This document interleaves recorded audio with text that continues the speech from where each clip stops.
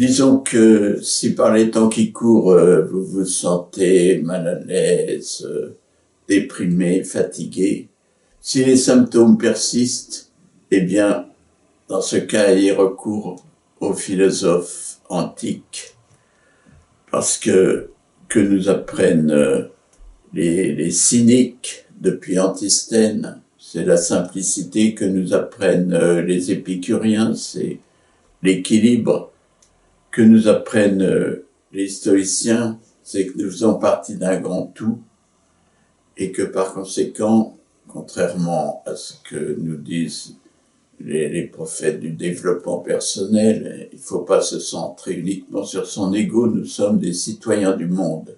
Et par ces temps de chauvinisme ambiant, il est bon de le rappeler avec les stoïciens qui s'adressaient aussi bien aux esclaves avec Épictète qu'aux empereurs avec Marc Aurèle. Le livre « Sept familles de sages antiques », qui n'est pas un jeu mais qui est très sérieux, eh bien, cet ouvrage fait la part belle aussi aux femmes philosophes, trop souvent écartées depuis Hipparchia, 4 siècles avant notre ère, jusqu'à Hypatie, 4 siècles après Jésus-Christ. Donc, nous avons un spécialiste qui les met en avant. Souvent, ces femmes philosophes sont pythagoriciennes, mais elles sont également, j'en ai nommé une, cynique. Elles sont également d'autres obédiences parfois.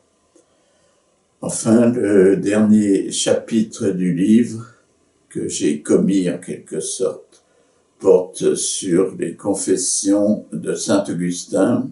Le nom laïque et philosophique de saint Augustin, c'est Augustin d'Hippone. Et c'est à lui que je m'intéresse donc comme inventeur de la libido. Freud n'a fait que reprendre le mot latin utilisé par Augustin d'Hippone, mais Augustin lui donne une acception plus large. C'est pas seulement la libido sentiendi, la libido des sens, c'est aussi la libido siendi, la libido du savoir, et aussi la libido du pouvoir, libido dominandi.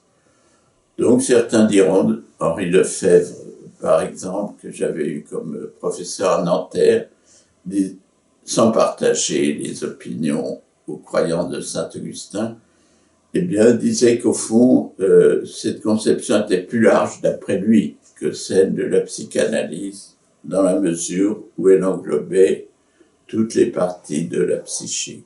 Voilà ce qu'on pourrait dire sur cette famille de sages antiques. Vous saurez tout ce que vous cherchez à savoir sur les rapports entre Augustin et sa mère, qui a cassé la relation qu'il avait avec une femme depuis 17 ans, dont il avait eu un enfant, et pour que son fils chéri puisse faire carrière, eh bien, il a fait en sorte qu'il soit définitivement séparé d'elle, et pour complaire à sa mère, Augustin d'Hippone ne cite même pas le nom de cette femme dans les confessions. Quant au fils, il est mort.